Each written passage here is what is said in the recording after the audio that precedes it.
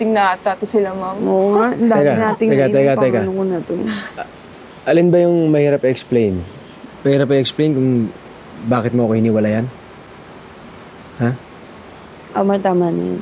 Alam mo, nakakarami ka na eh. Hindi. Hindi ako lasing. Ay, siguro matulog na tayo. Bakit? Bakit Nakarami matutulog? na tayo. Bakit matutulog? Totoo naman, di ba? Sinaktan mo lang ako. Sinaktan? Good night.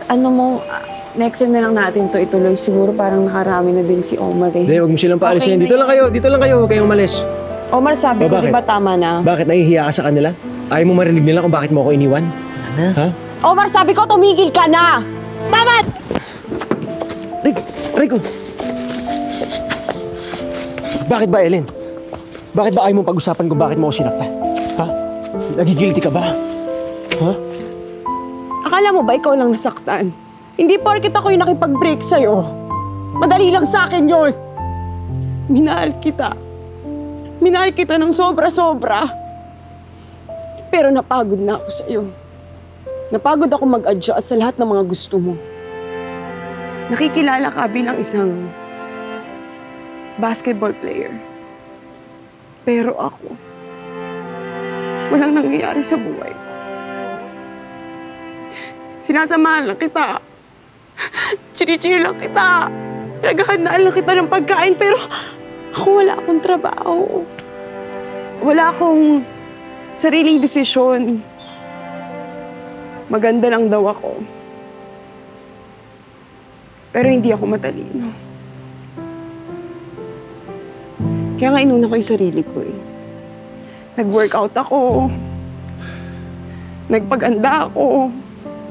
Nag-focus ako sa mga gusto kong gawin. Kasi pag nahanap ko yung sarili ko, magiging happy na ako. Baka pag naging happy na ako, matutupad ko yung mga pangarap ko. Kasi nung tayo, pinigilan mo ako.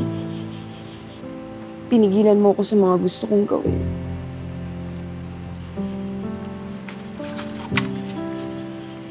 I'm sorry. I'm sorry kung naging miserable yung buhay mo dahil sa akin. Alam mo kung bakit? Kasi nai-insecure din ako. Alam ko kasi kaya mong tuparin yung mga pangarap mo. Natatakot ako na pag natupad mo na yung mga pangarap mo, naisip mo na hindi mo na ako kailangan.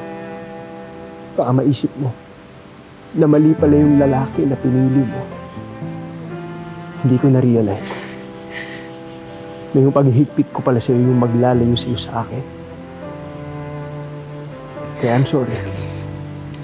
Sorry, Ellen. Sana mapatawad mo pa ako. Dahil alam mo, hanggang ngayon, mahal na mahal kita. Kahit sobrang nasaktan ako, I want you back. Sorry rin. Sorry kasi bigla na ako nakipag-break sa'yo.